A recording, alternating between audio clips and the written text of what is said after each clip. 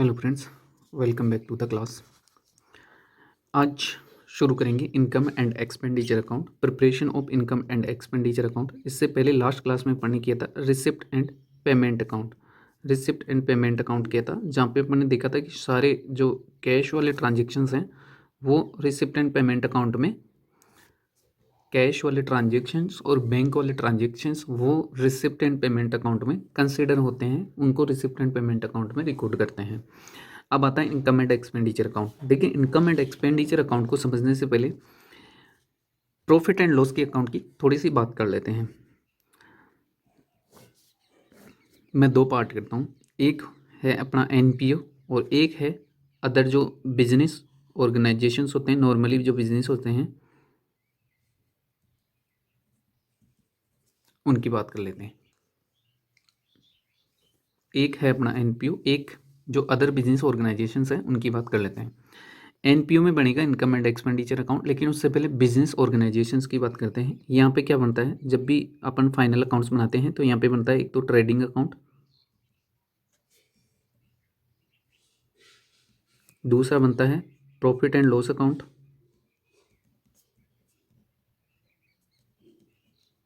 और फिर बनता है बैलेंस शीट।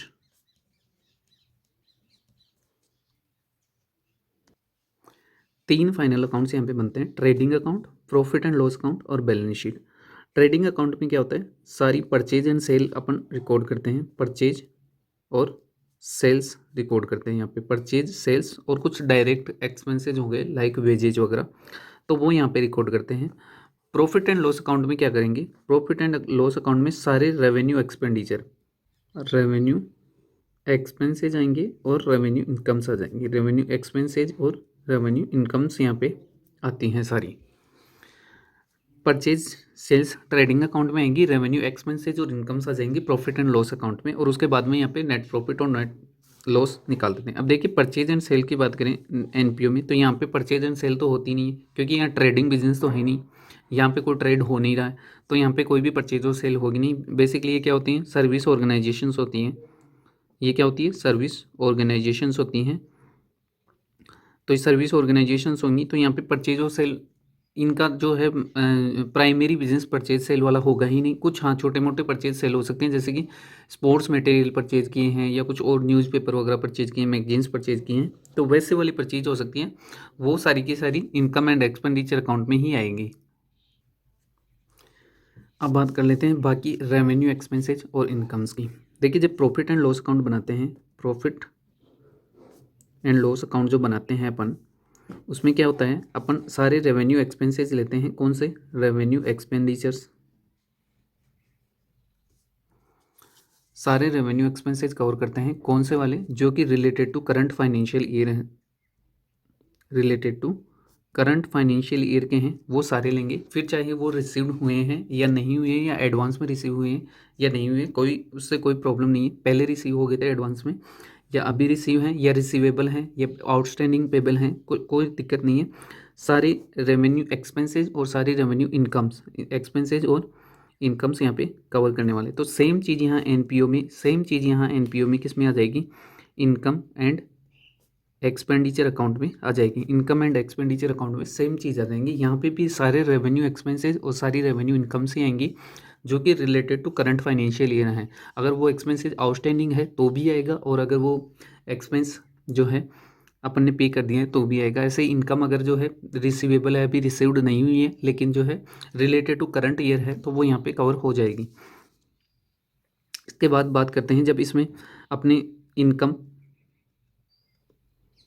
में से एक्सपेंसेस लेस करेंगे, इनकम में से एक्सपेंसेस लेस करते हैं तो आता है या तो नेट प्रॉफिट या निकल के आएगा नेट लॉस। सेम चीज़ यहाँ होने वाली है, यहाँ पे भी इनकम में से एक्सपेंडिचर लेस करेंगे तो निकल के आएगा नेट प्रॉफिट या नेट लॉस, लेकिन उसको बोलेंगे यहाँ पे सरप्लस। नेट प्रॉफिट को बोलेंगे सरप्लस, और नेट अगर लॉस हुआ है तो उसको बोलेंगे डेफिसिट। नेट लॉस हुआ है तो डेफिसिट बोलेंगे, नेट प्रॉफिट हुआ है तो उसको सरप्लस बोलेंगे। यह सरप्लस को दूसरा अगर अपन नाम से बुलाना चाहिए तो इसका मतलब होता है excess of income over expenditure. Expenditure से ऊपर इनकम वाला जो भी पार्ट है वो सारा सरप्लस है। और अगर डेफिसिट को बोलना चाहें तो डेफिसिट का मतलब होता है excess of expenditures, excess of expenditures over income.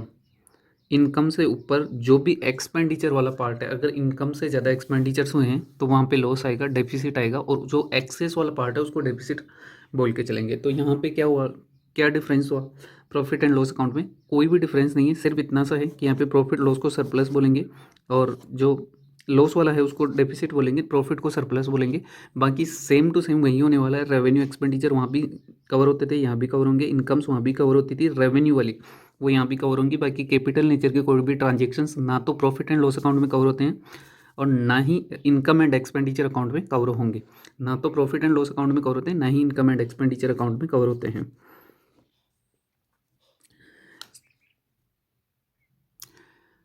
अब देखिए, ये तो हो गया इनकम एंड एक्सपेंडिचर बेसिकली है क्या। ये तो क्या हो गया, इनकम एंड एक्सपेंडिचर है क्या। इनकम एंड एक्सपेंडिचर क्या है, प्रॉफिट कैलकुलेट करने के लिए जो प्रॉफिट एंड लॉस अकाउंट बनाते हैं, सेम वैसा ही एक अकाउंट है जिसको एनपीओ जो है बना के चलती है, नॉन प्रॉफिट ऑर्गेनाइजेशंस बनाते हैं। वो प्रॉफिट एंड लॉस अकाउंट नहीं बना के इनकम एंड एक्सपेंडिचर अकाउंट बनाते हैं। अब नेक्स्ट क्वेश्चन आता है कि how to prepare, how to prepare, इसको बनाना कैसे है, प्रिपेयर कैसे करते हैं, कैसे बनाते हैं, ये चीज़ आती है। तो देखिए, इसके लिए क्या होगा, रिसिप्ट एंड पेमेंट अकाउंट दिया होगा और उस रिसिप्ट एंड पेमेंट अकाउंट की हेल्प से, रिसिप्ट एंड पेमेंट अकाउंट की हेल्प से इनकम एंड एक्सपेंडिचर अकाउंट बनाना होता है। रिसिप्ट एंड पेमेंट अकाउंट दिया होता है और उसकी हेल्प से इनकम एंड एक्सपेंडिचर अकाउंट बनाना होता है। उसकी जब भी रिसिप्ट एंड पेमेंट अकाउंट से इनकम एंड एक्सपेंडिचर अकाउंट बनाएंगे तो उसमें कुछ चीज़ों का ध्यान रखना होगा, क्योंकि वहाँ पे टोटल रिसिप्ट उसमें कवर हो रही हैं, जबकि इनकम एंड एक्सपेंडिचर अकाउंट में सिर्फ रेवेन्यू रिसिप्ट और रेवेन्यू एक्सपेंडिचर कवर होने वाले हैं। तो कुछ चीज़ों के एडजस्टमेंट वहाँ पे करने पड़ेंगे। तो अब अपन देख लेते हैं, जो भी रिसिप्ट एंड पेमेंट अकाउंट की हेल्प से इनकम एंड एक्सपेंडिचर अकाउंट बनने वाला है उसकी क्या स्टेप्स होंगी, उसकी क्या प्रोसीजर्स फॉलो करनी होती हैं, वो देखते हैं। सबसे पहले रिसिप्ट एंड पेमेंट अकाउंट से इनकम एंड एक्सपेंडिचर बनाने के लिए सबसे फर्स्ट स्टेप है pursue, pursue receipt and payment account carefully. सबसे पहले रिसिप्ट एंड पेमेंट अकाउंट को केयरफुली परस्यू करना होता है। उसमें देखना होता है कि कौन से ट्रांजेक्शन्स रेवेन्यू नेचर के हैं और कौन से ट्रांजेक्शन्स कैपिटल नेचर के हैं। उनको बाइफरकेट कर लीजिए, रेवेन्यू ट्रांजेक्शन्स को अलग आइडेंटिफाई कर लीजिए और कैपिटल वाली जो ट्रांजेक्शन्स हैं वो अलग आइडेंटिफाई कर लीजिए। दोनों को अलग अलग बाइफरकेट करना होता है, उनको बाइफरकेट करना होता है, उनको अलग अलग आइडेंटिफाई करना होता है, क्योंकि रेवेन्यू नेचर वाले सारे transactions income and expenditure account में कवर होंगे, जबकि कैपिटल नेचर के सारे ट्रांजेक्शन्स बैलेंस शीट में कवर होते हैं।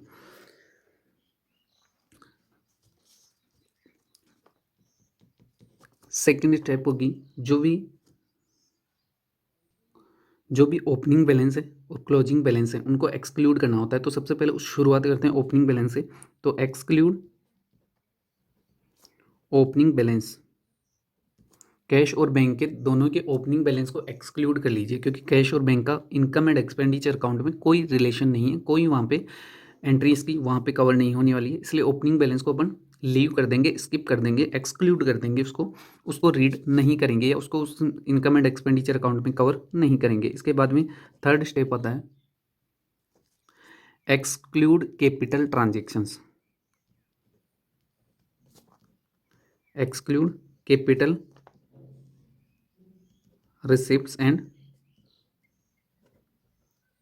पेमेंट्स, या यूँ बोलो एक्सक्लूड सारी जो कैपिटल नेचर के ट्रांजेक्शन्स हैं उनको आइडेंटिफाई करना होगा। जो भी अपन ने आइडेंटिफाई किए हैं कैपिटल वाले, रेवेन्यू और कैपिटल अलग अलग आइडेंटिफाई कर लिए, तो अब जो भी कैपिटल नेचर के रिसिप्ट्स एंड पेमेंट है उनको सबको एक्सक्लूड कर दीजिए।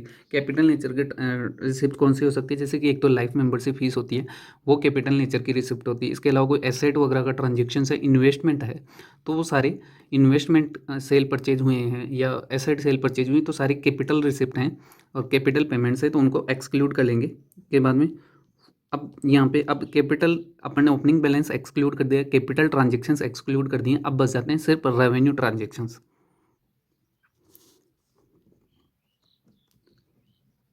Consider only revenue receipts,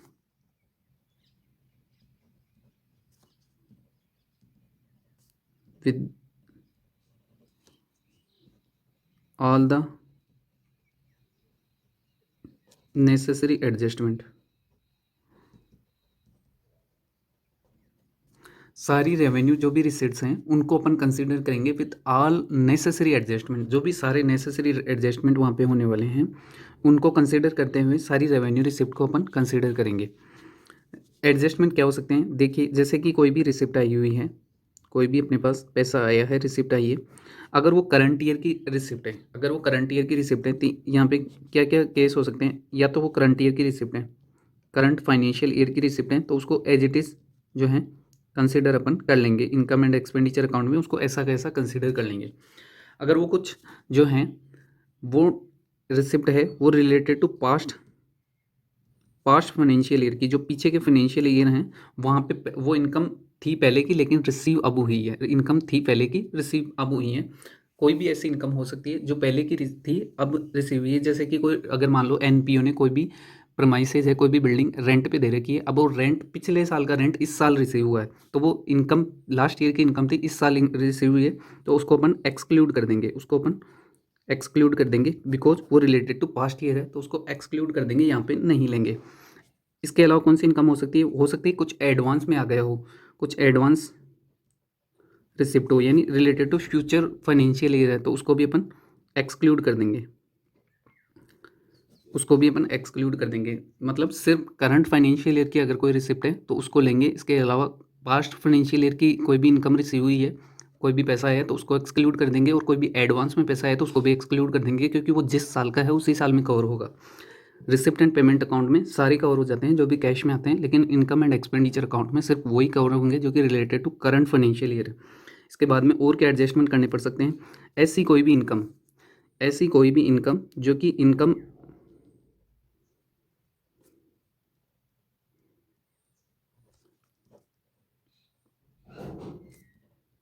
but not received,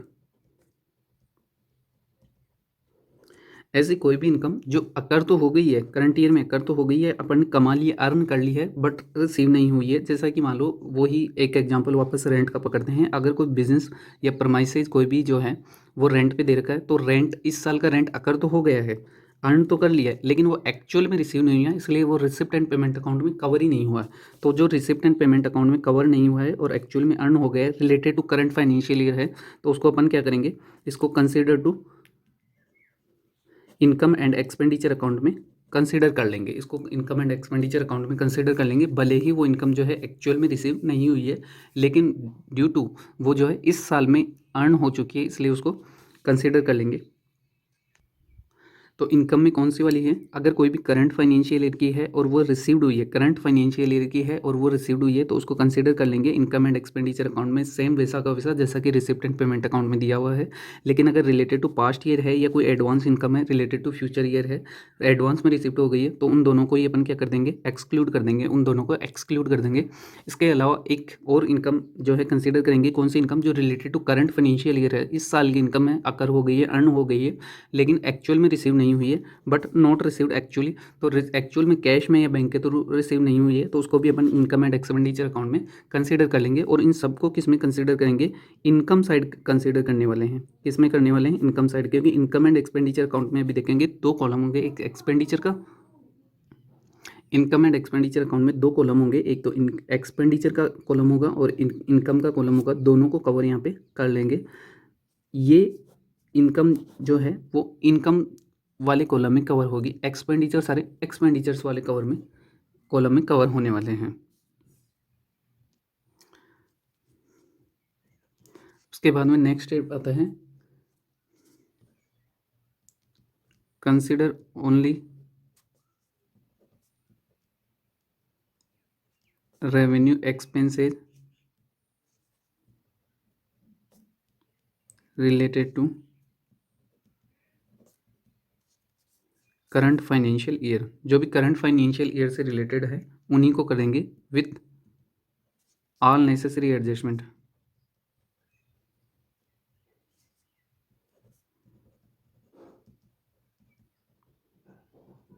with all necessary adjustment. अब इसमें कौन से वाले एडजस्टमेंट होने वाले हैं देख लीजिए, जो भी पेमेंट्स आए हैं कौन से, पेमेंट साइड में जो भी पेमेंट हैं रेवेन्यू वाले पेमेंट सारे रेवेन्यू नेचर के, क्योंकि कैपिटल नेचर के पेमेंट्स को अपन ने ऑलरेडी एक्सक्लूड कर दिया है स्टेप 2 में। स्टेप 2 और 3 में अपन ने क्या किया है, स्टेप 2 और 3 में कैपिटल नेचर के जो भी ट्रांजेक्शन है उनको अपन ने एक्सक्लूड कर लिया। अब अपने पास बच जाते हैं रेवेन्यू नेचर के। तो जो भी रेवेन्यू नेचर वाले पेमेंट हैं उसमें से अगर related to current financial year है, related to current financial year है, तो उसको अपन ऐसे की ऐसे कंसिडर कर लेंगे, consider to income and expenditure account. Income and expenditure account में ऐसे की ऐसे कंसिडर कर लेंगे।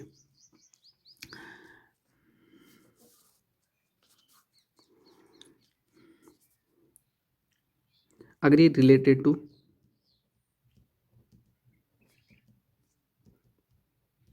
पास्ट फाइनेंशियल ईयर, पास्ट बोल दे या प्रीसीडिंग, पास्ट को बोलते हैं प्रीसीडिंग फाइनेंशियल ईयर,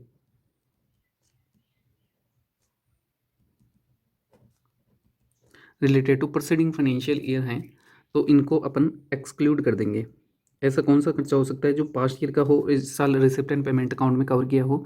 जैसे कोई भी अगर पेमेंट है, कोई भी खर्चे का पेमेंट है, मान लो लास्ट ईयर की कोई भी सैलरी जो थी वो लास्ट ईयर की थी लेकिन इस साल पेमेंट किया है, तो उसको लास्ट ईयर के इनकम एंड एक्सपेंडिचर अकाउंट में कवर कर लिया होगा, वो इस साल के इनकम एंड एक्सपेंडिचर में कवर नहीं होगा, एक्सक्लूड हो जाएगा। इसके अलावा related to succeeding financial year, related to succeeding financial year, succeeding financial year यानी एडवांस में किसी भी खर्चे का पेमेंट कर दिया। एडवांस में अगर मान लो कोई भी जगह एनपीओ ने किराए पे ले रखी है और उसका एडवांस में रेंट पे कर दिया है, तो उसको भी एक्सक्लूड कर देंगे। वो जिस साल का है, जिस ईयर का है, उसी साल के इनकम एंड एक्सपेंडिचर अकाउंट में कवर करेंगे। यहाँ पे उसको कवर नहीं करेंगे, यहाँ पे उसको एक्सक्लूड कर देंगे। और एक एडजस्टमेंट यहाँ पे और करने वाले हैं। वो एडजस्टमेंट क्या होगा,